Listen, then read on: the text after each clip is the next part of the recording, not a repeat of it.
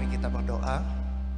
Bapa di surga, inilah kerinduan kami, supaya kami lebih lebih dalam lagi mengenal Engkau, lebih dalam lagi menyembah Engkau ya Tuhan.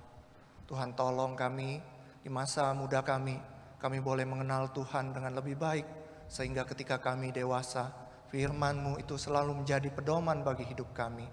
Sekarang kami mau mendengarkan firman Tuhan. Berbicaralah ya Tuhan. Singkapkan keajaiban-keajaiban firman-Mu, supaya kami boleh memandang Engkau, Tuhan dan Juru Selamat kami yang hidup. Terima kasih Tuhan. Pakailah hamba-Mu untuk menyampaikan firman Tuhan, supaya kami semua juga boleh mengerti firman Tuhan dengan baik.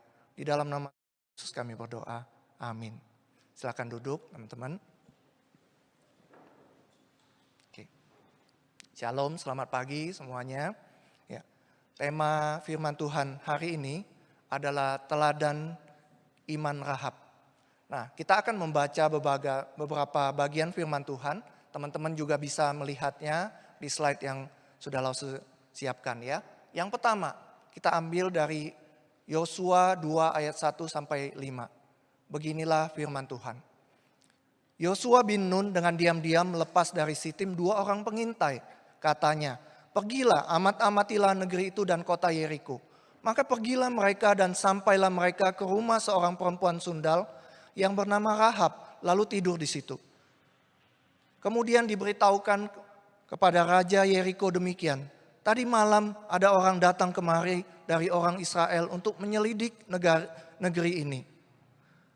Maka Raja Yeriko menyuruh orang kepada Rahab mengatakan, "Bawalah keluar orang-orang yang datang kepadamu itu yang telah masuk ke dalam rumahmu, sebab mereka datang untuk menyelidik seluruh negeri ini."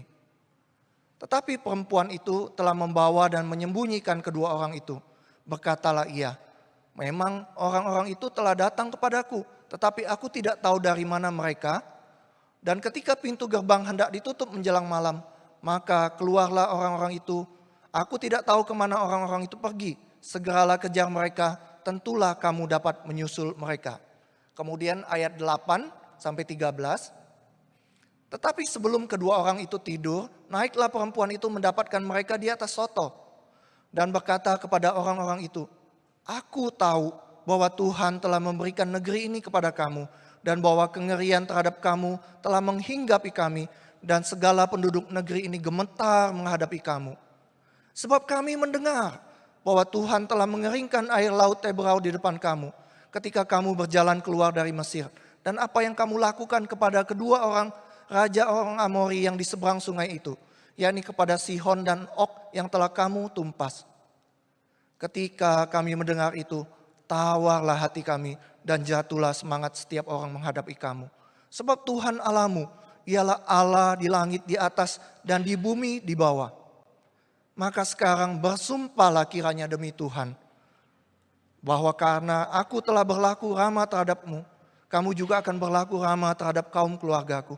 Dan berikanlah kepadaku suatu tanda yang dapat dipercaya, bahwa kamu akan membiarkan hidup ayahku dan ibuku, saudara-saudaraku yang laki-laki dan yang perempuan, dan semua orang-orang mereka, dan bahwa kamu akan menyelamatkan nyawa kami dari maut." Yang berikut dari Yakobus 2 ayat 24 sampai 25. "Jadi kamu lihat bahwa manusia dibenarkan karena perbuatan-perbuatannya dan bukan karena iman. Dan bukankah demikian juga Rahab, pelacur itu, dibenarkan karena perbuatan-perbuatannya ketika ia menyembunyikan orang-orang yang disuruh itu ke dalam rumahnya, lalu menolong mereka lolos melalui jalan yang lain." Nah, teman-teman, fokus pembahasan kita hari ini adalah dari Yakobus 2 ayat 25, yaitu teladan iman Rahab, ya. Masih menyambung apa yang disampaikan oleh penginjil Licu minggu kemarin ya. Nah, selama 1 tahun ini gereja kita secara khusus membahas kitab Yakobus. Teman-teman, Bapak Reformasi Gereja Martin Luther ya. Jadi Martin Luther ini bisa dibilang sebagai tokoh pendiri agama Kristen Protestan ya. Nah, Martin Luther suatu kali pernah berkomentar mengenai surat Yakobus yang kita bahas selama 1 tahun ini ya. Dia menyebut surat Yakobus itu epistle of straw atau surat jerami. Maksudnya apa? Maksudnya ya surat Yakobus itu dia anggap kualitasnya itu kayak jerami, bukan kayak emas. Jadi maksudnya, oh dia lihat surat Yakobus ini kok kualitasnya nggak sama dengan surat-surat yang lain gitu ya. Nah, Luther waktu itu menerjemahkan Alkitab ke dalam bahasa Jerman. Waktu itu semua Alkitab itu bahasa Latin dan nggak semua orang bisa baca. Lalu Luther menerjemahkannya ke dalam bahasa Jerman. Tapi waktu dia menerjemahkan ke bahasa Jerman, dia mengeluarkan beberapa kitab perjanjian baru. Salah satunya adalah surat Yakobus ini.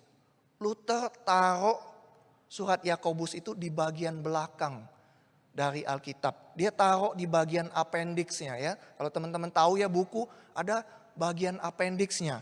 Jadi dia masukin ke dalam bagian apendiks itu. Karena dia berpikir, wah ini kok kualitasnya kurang bagus ya. Nah teman-teman, mengapa Luther mengeluarkan surat Yakobus itu dari Alkitab, kemudian menjuluki surat Yakobus itu sebagai surat jerami. Nah ini ada ceritanya teman-teman ya. Nah teman-teman tahu waktu itu pengajaran gereja waktu zaman Luther itu sudah menyimpang dari kebenaran. Nah Luther saat itu berusaha mengembalikan kebenaran pengajaran gereja itu ke pengajaran yang benar. Luther mengembalikan iman Kristen itu kepada pengakuan ini. Bahwa keselamatan kita itu semata-mata karena anugerah Tuhan. Dan hanya melalui iman kepada Yesus Kristus. Dan bukan karena perbuatan baik. Luther waktu itu menganggap bahwa Yakobus itu buat kesalahan. Dia bilang gitu loh ya. Dia bilang Yakobus ini pasti salah. Dia bilang gini. Yakobus kok masa ngomong gini. Kamu lihat bahwa manusia dibenarkan karena perbuatan-perbuatannya. Dan bukan karena iman. Dia berkata apa yang ditulis Yakobus ini bertentangan dengan pengajaran Paulus. Dia bilang. Paulus ngomong gini. Sebab di dalamnya nyata kebenaran Allah yang bertolak dari iman dan memimpin kepada iman. Seperti ada tertulis, orang benar akan hidup oleh iman. Loh dia bilang, Paulus ngomong orang benar akan hidup oleh iman. Tapi Yakobus bilang orang benar bukan cuma karena iman, tapi juga karena perbuatannya. Nah Efesus juga ngomong begini, sebab kasih karunia kamu diselamatkan oleh iman, bukan hasil usahamu. Tapi pemberian Allah itu bukan hasil pekerjaanmu. Jangan ada orang yang memegahkan diri.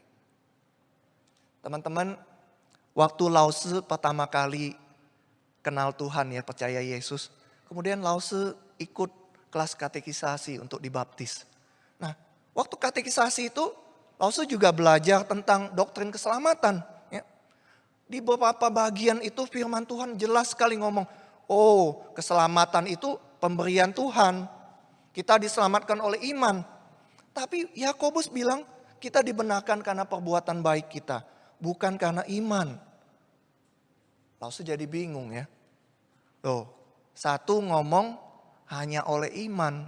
Tapi yang satunya lagi ngomong karena perbuatan kita juga kita dibenarkan gitu. Mungkinkah Yakobus salah menulis ini gitu ya? Lalu sempat bertanya begitu, berpikir begitu. Mungkinkah Yakobus salah? Tapi Alkitab nggak mungkin salah, ya kan? Nah, jadi apa yang dimaksud oleh Yakobus ketika dia berkata bahwa kita dibenarkan oleh perbuatan-perbuatan kita dan bukan hanya karena iman? Nah, teman-teman, untuk mengerti firman Tuhan ini kita harus ngerti dulu konteksnya, ya. Yang berbeda itu adalah konteksnya. Maksudnya begini. Paulus ngomong itu bagaimana caranya orang mendapat keselamatan. Tapi Yakobus itu ngomong tentang orang yang sudah diselamatkan. Ya. Paulus itu ngomong tentang orang yang belum diselamatkan. Bagaimana kita mendapatkan keselamatan kita. Tapi Yakobus itu ngomong tentang orang-orang yang sudah percaya. Gitu. Nah, Yakobus tidak bermaksud membandingkan antara keselamatan karena iman atau karena perbuatan. Tapi Yakobus itu sedang ngomong, yang dibandingkan Yakobus itu adalah iman yang pasif dengan iman yang aktif. Teman-teman, sewaktu mempersiapkan khotbah ini ya, berbicara mengenai teladan iman Rahab, ada dua pertanyaan yang muncul dalam hati Lause. Yang pertama, mengapa Rahab? Ya, mengapa Yakobus memilih Rahab? Kalau teman-teman perhatikan tadi, ya, Yakobus itu menyebutkan dua orang nama, ya. Yang satu itu Abraham, satu lagi Rahab. Secara tidak langsung itu Yakobus membandingkan Abraham yang baik itu, yang hebat, yang mulia dengan siapa? Dengan Rahab yang adalah pelacur, seorang yang hina. Ya, bagi orang Yahudi, Rahab itu seorang pendosa. Lalu mengapa Yakobus memilih Rahab? Beberapa orang sarjana Alkitab ngomong gini, oh Rahab itu dipilih cuman sebagai pelengkap. Ya, tadi seperti Luther bilang ya, pelengkap doang, bagian appendix itu cuman tambahan gitu ya. Nah, tapi Lause kurang setuju dengan pandangan seperti ini. Kenapa? Pasti ada maksud tertentu Yakobus memilih Rahab. Dari sekian banyak nama tokoh Alkitab, kok Yakobus pilih Rahab gitu ya. Nah, Lause melihat sebenarnya Yakobus itu memilih Abraham untuk mewakili orang yang ada di dalam Tuhan. Tapi Rahab itu adalah orang yang di luar Tuhan yang kemudian percaya. Abraham itu dipilih untuk mewakili umat Allah, bangsa Israel. Sedangkan Rahab itu dipilih untuk mewakili orang-orang di luar bangsa Israel yang kemudian percaya kepada Yesus. Ya, orang-orang di luar bangsa Israel yang kemudian percaya Yesus. Yakobus hendak mengatakan bahwa orang percaya, baik itu orang Yahudi maupun orang non-Yahudi, harus memiliki iman yang diwujudkan dalam perbuatan. Nah, teman-teman, satu hal lagi. Rahab itu sebenarnya mewakili kita, ya, kita semua nih, ya. Kita bukan orang Yahudi. Rahab itu mewakili kita semua, orang-orang yang bukan Yahudi yang percaya Yesus, teman-teman. Nah, kalau Rahab itu mewakili kita semua, lalu teladan apa yang bisa kita pelajari dari Rahab? Teladan Rahab tentu saja adalah iman yang terwujud dalam perbuatan. Tapi perbuatan yang seperti apa? Di bagian ini Yakobus mau mengatakan, teladan iman Rahab itu adalah dalam hal melakukan perbuatan yang sangat berani. Teman-teman bayangkan ya, kurang berani apa Abraham? Ya, Abraham dan Rahab itu dipilih untuk menunjukkan teladan iman dari orang yang melakukan tindakan yang sangat berani.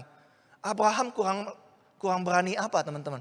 Ingat kan, waktu dia sudah usianya tua, dia dapat Ishak. Lalu ketika dia dapat Ishak, Tuhan menguji Abraham. Tuhan bilang, persembahkan anakmu kepada aku. Lalu firman Tuhan mencatat dia tanpa ragu bawa Ishak itu untuk dikorbankan. Abraham berani sekali menyatakan imannya seperti itu. Nah, Rahab juga teman-teman itu berani sekali. Tadi kita baca kan, waktu pengintai itu baru masuk ke kota Yeriko, sudah ketahuan. Ya kan? Sudah ketahuan, kemudian orang laporin kepada Raja Yeriko. Loh, itu ada pengintai loh, bangsa Israel datang. Nah, siapa yang bisa jamin ketika Rahab menyembunyikan pengintai itu, tidak ada yang tahu. Siapa yang bisa jamin ketika dia menolong pengintai itu, tidak ada orang yang melapor. Siapa yang bisa jamin ketika Rahab berusaha menyelamatkan nyawanya dan nyawa keluarganya, dia bisa saja kehilangan nyawanya dan seluruh keluarganya dibantai karena ketahuan. Akan tetapi teman-teman, Rahab tetap melakukan itu semua. Dia menerima kedua orang pengintai, menyembunyikan dan menyelamatkan mereka. Pertanyaan yang kedua, teman-teman, mengapa Rahab melakukan itu? Ya, mengapa Rahab berani menanggung semua risiko itu, teman-teman? Nah, di ayat 9 firman Tuhan katakan, dia kasih petunjuk. Rahab berkata kepada kedua orang pengintai tersebut, "Aku tahu." Dia berkata kepada pengintai tersebut, "Aku tahu." Rahab tahu apa? Rahab melakukan semua itu karena dia tahu bahwa dia itu beriman kepada Yahweh, Allahnya bangsa Israel, Allah yang hidup, yang mengeringkan Laut Tebrau itu ketika bangsa Israel keluar dari Mesir, yang menghajar bangsa Mesir dengan 10 tula, dengan perbuatan-perbuatan besar, yang memimpin bangsa Israel itu dengan tiang awan dan tiang api, yang menolong bangsa Israel mengalahkan raja orang Amori tersebut. Rahab tahu dia beriman kepada Tuhan yang berbeda dengan Allah-Allah yang selama ini dia kenal, yang disembah oleh bangsa Kanaan. Dia tahu bahwa Allah Israel yang bisa menyelamatkan dia dari kebinasaan. Karena apa? Karena Tuhan sudah menyerahkan kota Yeriko itu ke dalam tangan bangsa Israel. Teman-teman, kalau kita meneladani iman Rahab, maka kita juga harus berani melakukan tindakan-tindakan berani. Ya, langsung terus berpikir tindakan berani apa yang relevan saat ini bagi kita ya. Nah, teman-teman, seperti yang Lause sempat sampaikan sebelumnya ya, tindakan berani itu termasuk ketika semua orang melakukan hal yang salah, hal yang berdosa. Kita berani untuk tidak ikut-ikutan. Ya, minggu lalu Lause Licu juga menjelaskan tindakan berani apa yang dia ambil. Ketika semua temannya ngajak pergi hari Minggu, dia berani menolak. Ya, semua hal itu adalah tindakan-tindakan berani yang bisa kita lakukan. Kita bisa dianggap orang sebagai orang aneh, tidak gaul, ya, ketinggalan datang melayani Tuhan. Kalau kita mau meneladani Rahab, kita juga harus berani menunjukkan iman kita dengan melakukan hal-hal yang seperti itu. Mengapa kita harus melakukan hal yang seperti itu? Karena kita tahu Tuhan kita itu adalah Tuhan yang layak kita sembah. Yang kepadanya kita setiap minggu datang beribadah dan melayani Tuhan. Nah, teman-teman, yang terakhir, langsung mengajak kalian untuk melihat sesuatu yang sangat menarik dari kisah Rahab ini. Sewaktu Lause mempersiapkan khotbah ini dan membaca kisah tentang Rahab ini, Lause juga sedang membaca kisah tentang Rut, ya. Sorry, ini PPT yang kedua ya, sorry. Ya. Waktu Lause mempersiapkan khotbah ini dan membaca kisah tentang Rahab, Lause juga sedang membaca kisah Rut dalam saat teduh pribadi Lause. Nah, Lause mendapati satu hal yang sangat menarik, teman-teman, ya. Sampai-sampai waktu Lause menyadarinya, Lause berkata dalam hati, "Wow, begini ya firman Tuhan ya." Gitu, begini ya Tuhan kita. Nah, dalam kisah Rut, kalian tahu Rut itu adalah seorang perempuan Moab, bukan orang Yahudi. Dia sama seperti Rahab. Suaminya meninggal dan dia mengikuti mertuanya pulang ke tanah Kanaan.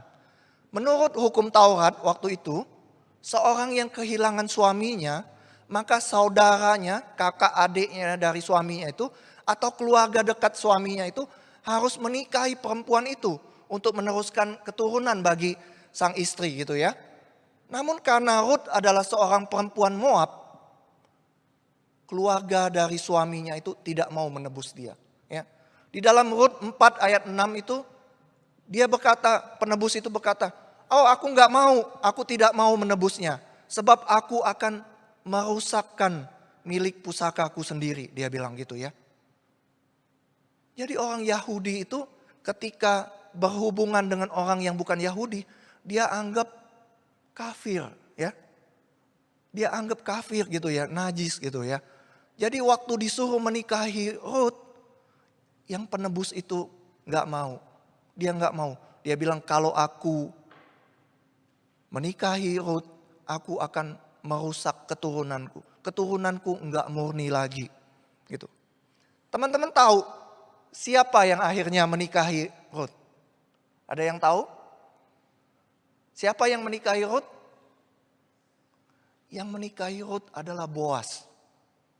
Teman-teman tahu siapa Boas? Boas itu adalah anak dari Rahab. Ya. Rahab sewaktu diselamatkan dari kota Yeriko, kemudian menikah dengan salah satu pengintai tersebut yang bernama Salmon. Jadi Rahab yang menjadi mertua kedua dari Ruth. Mengapa Boas mau menerima Ruth yang adalah seorang perempuan Yeriko, seorang non-Yahudi, sedangkan orang lain tidak mau? Itu karena mama dari Boas juga adalah seorang perempuan non-Yahudi. Boas mau menerima Ruth di saat orang lain tidak mau menerimanya. Itu karena mama Boas, Rahab, adalah seorang perempuan non-Yahudi juga. Boas dan Ruth menikah dan mempunyai anak bernama Obed. Obed kemudian mempunyai seorang anak bernama Isai. Isai adalah ayah dari Daud. Melalui keturunan Daud, Yesus Kristus datang ke dalam dunia. Teman-teman lihat, Tuhan siapkan Rahab untuk suatu hari bertemu dengan Ruth. Ya. Rahab story collided with Ruth story and ended in a happy ending story. Kisah Rahab menyambung dengan kisah Ruth dan berakhir dengan happy ending. Teman-teman lihat ya, Tuhan mengatur sedemikian rupa sehingga kedua kisah ini bertemu dan berakhir bahagia.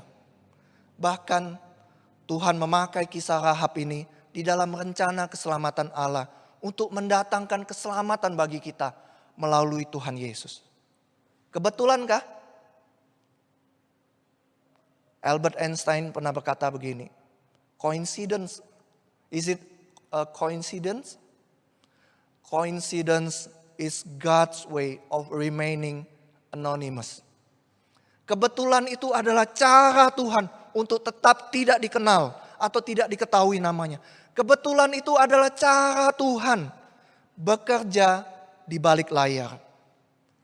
Tuhan ahli merancang dan mengatur hidup manusia. Setiap rancangan dan pengaturan Tuhan selalu berakhir dengan kisah bahagia. Teman-teman, apa pergumulan kalian saat ini? Pergumulan studi kah? Pergumulan pekerjaan kah? Pergumulan pasangan hidup kah? Jangan takut, jangan khawatir. Serahkan kepada Tuhan untuk masa depan kalian. Dia ahli merancang masa depan dan rancangannya selalu adalah yang terbaik. Firman Tuhan dalam Yeremia 29 berkata, sebab aku ini mengetahui rancangan-rancangan apa yang ada padaku mengenai kamu. Demikian firman Tuhan. Yaitu rancangan damai sejahtera dan bukan rancangan kecelakaan. Untuk memberikan kepadamu hari depan yang penuh harapan. Lause hari ini berdiri di depan kalian. Lause juga berani menyaksikan bahwa Tuhan mengatur hidup Lause sedemikian rupa. Dan pengaturan Tuhan tidak pernah salah. Dan selalu berakhir dengan kebaikan. Teman-teman mau kisah hidup kalian seperti kisah Rahab dan Rut? Firman Tuhan dalam Amsal 3 ayat 5 sampai 6 berkata, percayalah kepada Tuhan dengan segenap hatimu. Jangan bersandar kepada pengertianmu sendiri. Akuilah Dia dalam segala lakumu. Maka Tuhan akan meluruskan jalan kalian. Percayalah kepada Tuhan dengan segenap hati kalian. Akuilah Tuhan dalam setiap tingkah laku kalian. Tuhan akan meluruskan jalan kalian. Dia akan mengatur hidup kalian sedemikian rupa. Sehingga berakhir dengan happy ending. Tuhan memberkati kalian semua. Mari kita berdoa. Bapa di surga, terima kasih untuk kebenaran firman Tuhan yang boleh kami renungkan pagi hari ini. Terima kasih Tuhan kalau kami boleh melihat teladan iman Rahab. Kami bisa melihat bahwa Rahab menunjukkan imannya dengan atau melalui perbuatan-perbuatan yang sangat berani. Tolong kami juga ya Tuhan, ketika kami berada di sekeliling kami, berada di lingkungan teman-teman kami juga berani menunjukkan jati diri kami. Kami adalah anak-anak Tuhan yang sudah ditebus. Tuhan, kami juga mengucap syukur untuk kebenaran firman Tuhan hari ini. Bahwa Engkau adalah Tuhan yang ahli mengatur segala sesuatu. Tuhan merancang masa depan. Tuhan merancang juga masa depan kami. Kami mau percaya kepadamu Tuhan, menyerahkan setiap pergumulan kami ke dalam tangan-Mu. Kami percaya Engkau memberikan yang terbaik buat kami. Roh Kudus, materaikan kebenaran firman Tuhan ini di dalam hati kami. Roh Kudus, mampukan kami untuk bertindak, berani menyatakan iman kami, berani menyatakan bahwa Engkau adalah Tuhan kami. Terima kasih Tuhan. Di dalam nama Tuhan Yesus kami berdoa dan mengucap syukur. Amin.